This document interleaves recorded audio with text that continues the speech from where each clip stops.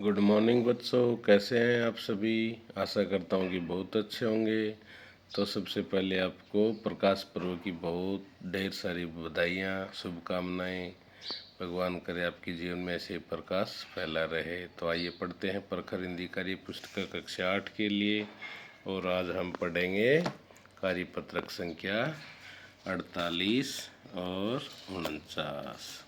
तो दक्षता गद्यांश पद्यांश को पढ़कर समझ के साथ प्रश्नों के उत्तर दे पाना।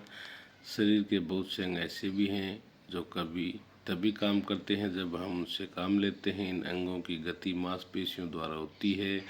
इन्हें हम अपनी इच्छा अनुसार सिकोड़ियाँ फैला सकते हैं। चलना, दौड़ना, झुकना, उठना, मुड़ना, खाना, बोलना आदि अनेक क्रियाएं ऐसी मांसपेशियों द्वारा की जाती हैं जो हमारी इच्छा से नियंत्रित होती हैं। हमारे शरीर में अनेक मांसपेशियां हैं।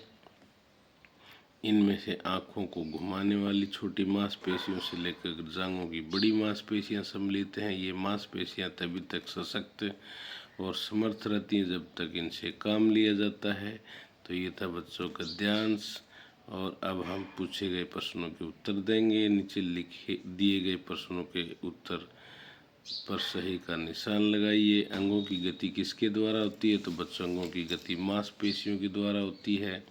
हम अपनी इच्छा अनुसार किसे सिकोड़ियाँ फैला सकते हैं? मांसपेशियों को। बच्चों, मांसपेशियों के द्वारा कौन सी क्रियाएं होती हैं? चलना, दौड़ना, झुकना, उठना। ये उपयुक्त सभी क्रियाएं मांसपेशियों के द्वारा होती हैं। दिए गए प्रश्नों के उत्तर एक या दो पंक्ति में दीजिए। शरीर में कौन कौन सी क्रियाएं नियंत्रित और अनियंत्रित होती हैं? तो बच्चों, दो क्रियाएं होती हैं। एक नियंत्रित जिन्हें हम स्वयं करते हैं, एक अनियंत्रित होती हैं जो अपन स्वतः ही चलती रहती हैं, अपने आप हमारे शरीर में चलती रहती हैं।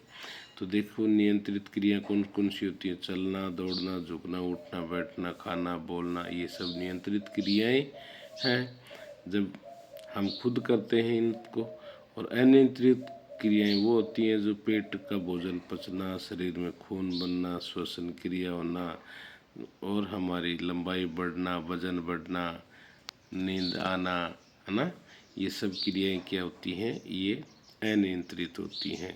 इनको जब शरीर को ज़रूरत होती है तब अपने आप ही चलती रहती है। उसके बाद अगला प्रश्न है, हमें योगासन भी करना चाहिए, क्यों? लिखिए। बिल्कुल करना चाहिए। योगासन भी बहुत आवश्यक है। ये हमारे शरीर में और तन को, मन का योग करता है। जैसे कि हम योग क्यों करते हैं? तन और मन का योग होता है। जैसे मन चाहे वैसे ही तन करना चाहिए। ठीक है बच्चों। तो योग भी हमें स्वस्थ बनाता है। वाक्यों में से विशेषण शब्द छांट कर लिखिए। तो इसमें क्या करना हमने? विशेषण। तो सबसे पहले देखिए, विशेषण किसे कहते हैं? विशेषण संज्ञा और सर्वनाम की जो विशेषता बतलाए उसे विशेषण कहते हैं। या फिर सीधे शब्दों में बोलें तो जो विशेषता बताए वो विशेषण होता है। तो हमें विशेषता कौन बता रहा है? रंग, गुण, आकार, रूप, रंग, ये सब क्या होती है? विशेषताएं होती हैं। ये जिन शब्दों से हमें पता चलती है वो विशेषण होते हैं। जैसे कि मुझे सफ़ेद घोड़ा अच्छा लगता है, तो ये सफ़ेद घोड़ा क्या है? विशेषता है। ठीक है। हलवाई ने 10 किलो लड्डू बनवाए। पिताजी ने कुछ खिलौने लेकर आए। मुझे लाल गुलाब पसंद है। तो कोटा के दशहरे के मेले में बहुत भीड़ थी। तो देखिए, सफ़ेद घोड़ा, 10 किलो, कुछ खिलौने, लाल गुलाब, दशहरे का मेला, ये सब क्या है बच्चों? ये विशेषण है। इनको हमने अंडरलाइन करके साइड में लिख दिया है।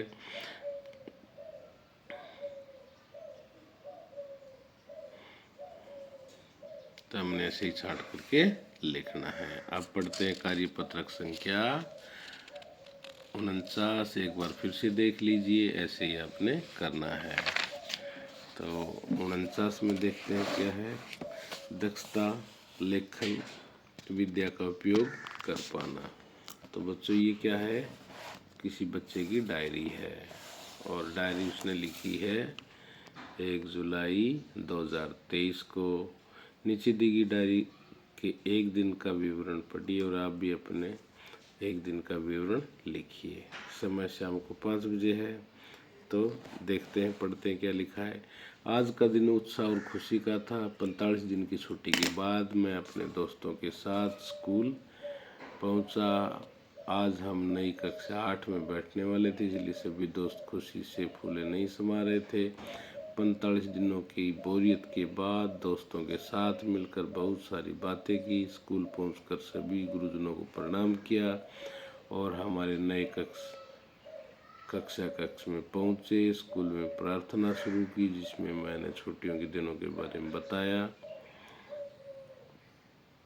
छुट्टियों में मैं मम्मी पापा के साथ उदयपुर घूमने गया था। प्रार्थना में मैंने उदयपुर की जेलों और किलों के बारे में भी बताया। इसके बाद सभी कक्षाओं में नई नई किताबों को देखा और पढ़ा। आज महेश ने कक्षा में अपने जन्मदिन पर मिठाई बांटी। हम सभी ने महेश को जन्मदिन की बधाई दी। स्कूल की छुट्टी के बाद घर वापस आ गए। तो नीचे कुछ लाइनें दी हैं, इसमें हमने एक दिन का विवरण लिखना है। तो 1 जुलाई 2025, समय शाम को 5 बजे। आज का दिन मेरे लिए बहुत महत्वपूर्ण था क्योंकि मैं पहली बार कॉलेज गया। मैंने इसी वर्ष कक्षा 12वीं की कक्षा पास की। शहर में कॉलेज में प्रवेश लिया। कॉलेज का माहौल विद्यालय से बहुत अलग होता है। विद्यालय में तो हम एक कक्षा में बैठते हैं, लेकिन कॉलेज में ऐसा नहीं है। प्रोफेसर अपने कक्ष में होते हैं, जैसे सामान्य हिंदी कक्ष, भूगोल कक्ष, इतिहास कक्ष के पीरियड अलग अलग सर पढ़ाते हैं और अगले पीरियड में रूम बदलना होता है। वहाँ में ज़्यादा गहराई से विषय पढ़ाए जाते हैं, पूरी जानकारी दी जाती है। पूरे दिन बहुत मज़ा आया। तो आप भी ऐसे अपने डायरी मेंटेन कर सकते हैं, जिसमें आप अपने पूरे दिन का विवरण लिख सकते हैं। तो आप इसी के अनुसार आपने भरना है। जो आपको अच्छा लगे वो आपने भरना है। तो भरने के डायरी से बच्चों एक तरह का हमें रिकॉर्ड मिलता है कि उस दिन मैंने क्या किया था।